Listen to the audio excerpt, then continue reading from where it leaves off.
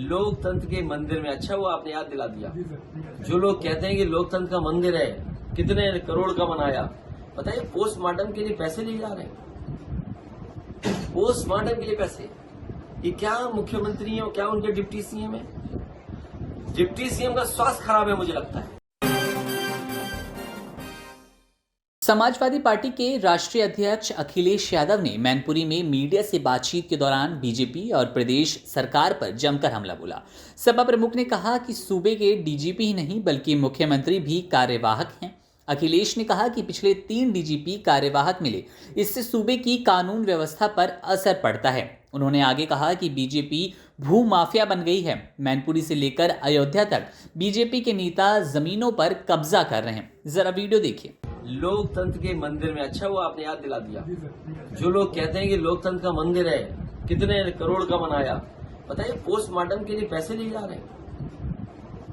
Postmortem के लिए पैसे, ये क्या मुख्यमंत्री है और क्या उनके डिप्टी सीएम है? डिप्टी सीएम का स्वास्थ्य खराब है मुझे लगता है, जिन्हें ये दिखाएंगे जरा कि किस तरीके से अस्पताल चल रहे हैं। मेडिकल कॉलेज बर्बाद कर दी। क्या सफाई का अस्पताल देखने आए थे? क्या देखने आए थे कि बिल्डिंग कब बनेगी? मैं सरकार से जानना चाहता हूं, मैंने on the floor of house कहा था पार्लियामेंट के, विधानसभा के, कि ये बताइए क्या शाहपुर जी पालन जी जो देश की सबसे प्रतिष्ठित कंस्ट्रक्शन कंपनी है, वो सफाई का मेडिकल कॉलेज बना रही थी, आखिरकार तुमने अपने लोगों को संतुष्ट करने के लिए, खुश करने के लिए, कमीशनबाजी के लिए ठेका दिया आपने अपने लोगों को, और एक सबसे प्रतिष्ठित कंपनी को आपने ठेके से बाहर कर दिया।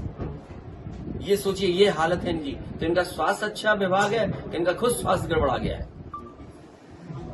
ये जो कार्यवाहक वाला सवाल आपने पूछा है, अगर नीति आयोग के सही आंकड़े आप निकालोगे कि उत्तर प्रदेश शिक्षा के क्षेत्र में, उत्तर प्रदेश भ्रष्टाचार के मामलों में, उत्तर प्रदेश स्वास्थ्य के मामलों में, उत्तर प्रदेश इंफ्रास्ट्रक्चर के मामले में, उत्तर प्रदेश महंगाई के मामले में कहां खड़ा है, मुझे तो ये लगता है कि पिछले 3 कार्यवाहक डीजीपी जो लगातार उत्तर प्रदेश को मिले हैं, मुझे तो ये महसूस हो रहा है कहीं उत्तर प्रदेश के मुख्यमंत्री भी कार्यवाहक तो नहीं है।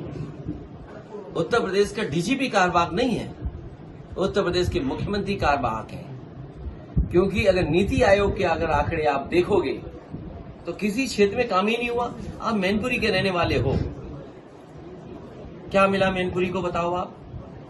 जिन सड़कों पे जितना गड्ढा हो गया, ये गड्ढा सरकार नहीं भर पा रही। आप अस्पताल में क्या इलाज दे रहे हो? अभी जब मैं इस घर में घुसा हूं तो मुझे एक व्यक्ति मिला गरीब, उसने कहा कि मेरा कहीं गलत इंजेक्शन लगा दिया जिसकी वजह से मेरे बेटा चला गया। सोचो आप, अगर डॉक्टर सही दवा न दें, समय पे इलाज न दे सकें, समय पे ऑपरेशन न कर सकें और गलत इंजेक्शन लगा किसी की जान ले लें, तो ये कहां की व्यवस्था है? और आप स्कूल कॉलेजों में पढ़ाई देख लो क्या हो रही है, सब बर्बाद कर दिया।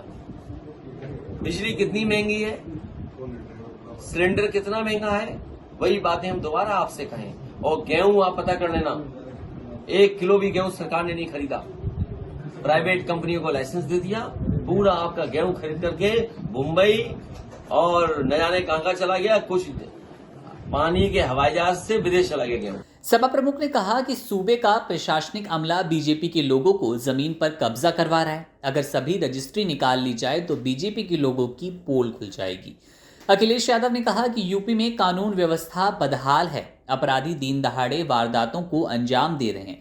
ये सब सरकार के गलत निर्णय के चलते हो रहा है। सूबे में 3 डीजीपी कार्यवाहक हैं, जिसका असर पुलिस पर पड़ता है। अखिलेश यादव के निशाने पर इस बार डिप्टी सीएम केशव प्रसाद मौर्य नहीं बल्कि ब्रिजेश पाठक रहे। उन्होंने अमेठी में उप मुख्यमंत्री ब्रिजेश पाठक द्वारा एक दलित के घर खाना खाने को लेकर कहा कि बीजेपी वाले घर से खाना बनाकर तो नहीं ले गए, या फिर पहले से ही बता दिया होगा कि यह खाना बनाकर रखना, इस बात का मुझको यकीन है। वहीं बदहाल स्वास्थ्य सेवाओं को लेकर उन्होंने डिप्टी सीएम ब्रिजेश पाठक को बीमार बताया। कहा कि मैनपुरी ही नहीं, प्रदेश के सभी अस्पतालों में स्वास्थ्य सेवाएं बदहाल हैं। मैनपुरी में पोस्टमार्टम के लिए रुपए लिए जाने के मामले पर भी उन्होंने अफसोस जताया। नए संसद भवन का अखिलेश यादव द्वारा विरोध करने के सवाल पर उन्होंने कहा कि जिस समय यही भारतीय जनता पार्टी दूसरे दलों से राष्ट्रपति चुनाव के लिए वोट मांग रही थी तो आदिवासी और महिला होने का गुणगान कर रही थी, लेकिन आज जब संसद का उद्घाटन था तो राष्ट्रपति को क्यों भूल गए?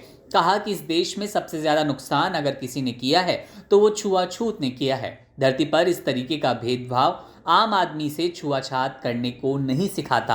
अखिलेश यादव ने कहा कि जिस दिन से नई संसद का उद्घाटन हुआ उसके बारे में ना जाने क्या क्या सपने दिखाए जाने लगे। वही दिन जिस दिन उद्घाटन हुआ उसी दिन पुलिस ने जाकर पहलवानों को गिरफ्तार कर यह संदेश दिया कि बीजेपी के लोग न संविधान मानते हैं और ना ही कानून को। पहलवानों पर मुकदमे दर्ज किए जा रहे हैं, वही सांसद को बचाने का प्रयास किया जा रहा है। जनता 2024 के लोकसभा चुनाव में बीजेपी को हराकर उनको अंदाजा दिला देगी कि प्रदेश कितना नाखुश है, देश में कितनी नाराजगी है।